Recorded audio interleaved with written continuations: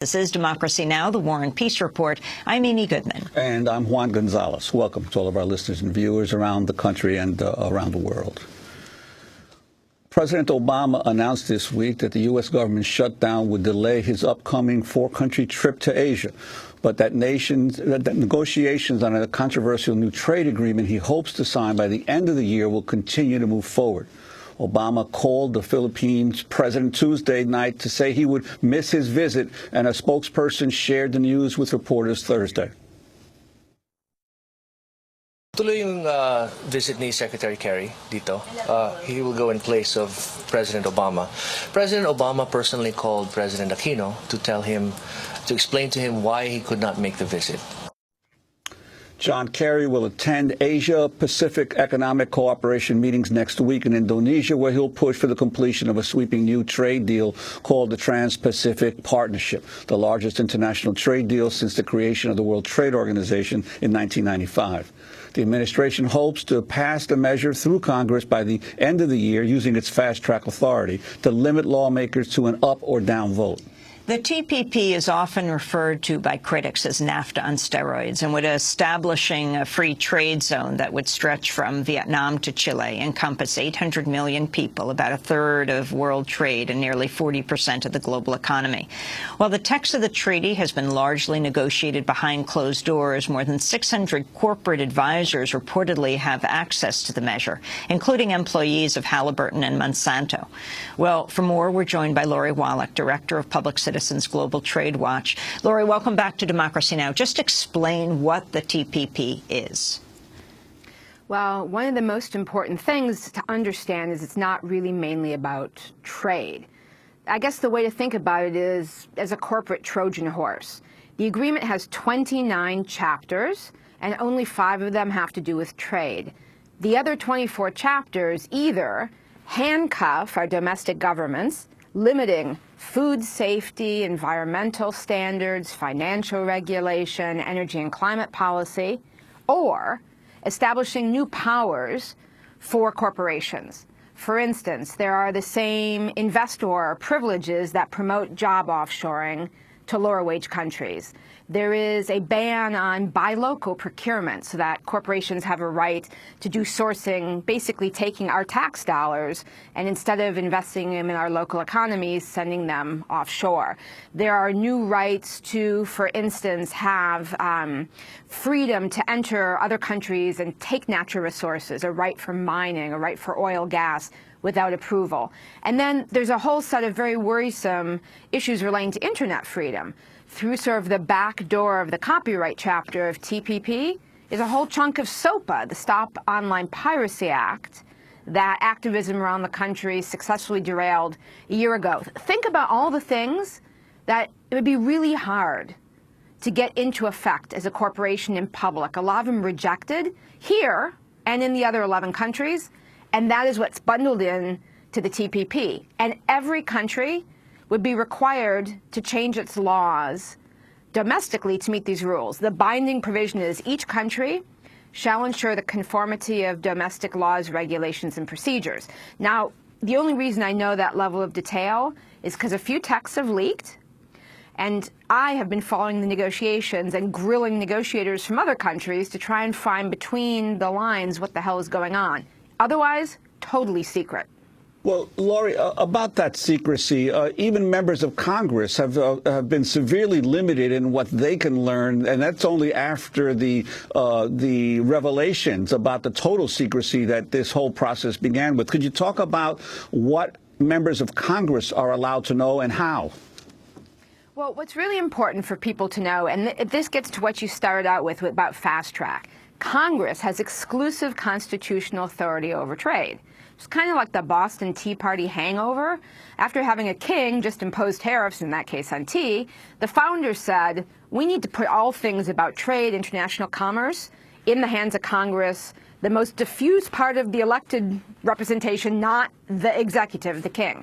So Congress has all this authority. They're supposed to be exclusively in control, but until this June, they were not even allowed to see the draft text. And it was only after a big great fuss was kicked up by a lot of members, 150 of them wrote last year, that finally members of Congress, upon request, for the particular chapter, can have a government administration official bring them a chapter, their staff is thrown out of the room, they can't take detailed notes, they're not supposed to talk about what they saw, and they can, without staff to help them figure out what the technical language is, look at a chapter.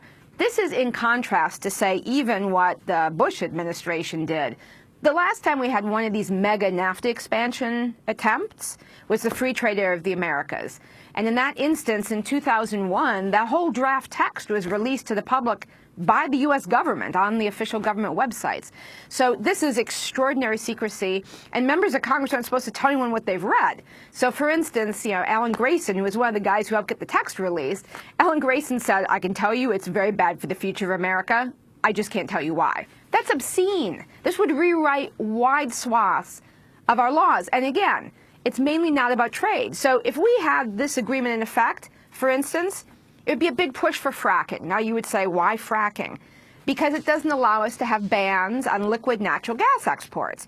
Or if this were in effect, we couldn't ensure the safety of the food we feed our families. We'd have to import, for instance, fish and shrimp that we know from the limited inspection that's done is extremely dangerous from certain kinds of growing ponds that are contaminated, etc., in some of the TPP countries. Or, for instance, some of the financial reforms where the banksters were finally regulated would be rolled back. All of this, and it would be privately enforceable by certain foreign corporations. Let me ask you about a bill that didn't make it through Congress, but the question is it incorporated into TPP? And that's SOPA, the Stop Online Piracy Act. First, explain what it is and talk about where it fits in here. So the Stop Online Piracy Act was a vehicle basically to take away some of our rights on the Internet. It would have criminalized what they call inadvertent small-scale non-commercial copying. And the example would be, for instance, Juan, I had you over to dinner. You liked the recipe I had. I happened to have taken it for $2. I paid for it off of a paid website. And you said, Lori, can you send me that recipe? And of course, I said, yeah, and I sent it to you. That is officially a copyright violation. I should say you have to go pay $2 and get it yourself, Juan. But in fact, it's small scale. I didn't sell it. It's not commercial. I didn't send it to a lot of people. That kind of activity under SOPA, as well as any number of things we do all the time, making a copy, well, like a buffer copy that our computer would make to look at a video, or breaking a digital lock, for instance, if we bought software but we wanted to run it on Linux. All of those things would be considered criminal activities. We'd face huge fines, and our carriers, Google, etc., would have to take us off of service, to black us out. So a huge limit on Internet freedom, that whole mess was defeated in Congress in a wonderful citizen uprising. A chunk of that is now stuck in the copyright chapter of SOPA, of TPP. So they call TPP son of SOPA. And in a lot of countries around the TPP region, citizens have fought to have good laws that actually provide them access and don't allow that kind of control. So that is a chunk. To give you an idea of how varied the problems are, that's a chunk of what is in there. Now, the thing about that fast track you mentioned, fast track is not in effect. Fast track is an extraordinary delegation of Congress's authority.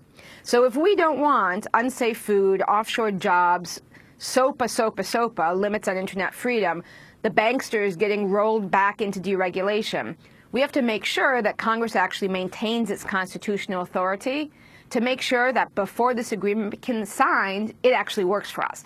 Fast track's a delegation of authority. President Obama's asked for it, but it only happens if Congress gives it to him. And Lori, what's been the Obama administration's position on these negotiations in terms of tobacco?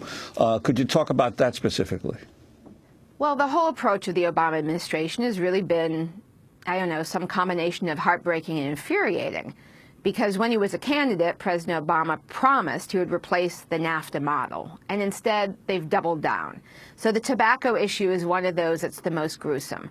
So the TPP includes the very controversial investor-state system, which empowers individual corporations to directly sue governments, not in our courts, but in extrajudicial tribunals where 3 corporate attorneys act as judges. And these guys rotate between being the judge and being the guy suing the government for the corporation. They're empowered to give unlimited cash damages from us, the taxpayers, to these corporations for any government action, a regulatory issue, environment, health, safety, that undermines the investors' expected future profits. Under that system, big tobacco companies have been attacking health regulations, and famously, infamously, these kinds of investor-state cases have extracted billions of dollars and undermined important laws. So Philip Morris has used this to attack Australia, one of the TPP countries, plain packaging of cigarette laws. So a lot of the TPP countries are very worried that they would be basically handcuffed from being able to regulate for health around tobacco. So the U.S. originally was going to offer an exception. Big Tobacco came in and basically won the day. The U.S. pulled away what was a medium exception, put in something that's really worse than nothing. And then Malaysia came in and actually offered a real exception, which the U.S. is opposing. Just like the U.S. is opposing an exception to maintain financial regulations for prudential reasons. Just like the U.S. is opposing a real exception to those investor tribunals with respect to health and the environment. It's incredibly depressing. The only good news is a bunch of the other countries have basically said, basta, we are not going to roll back these things. So the reason there isn't a deal is because a lot of the other countries are standing up to the worst of these U.S.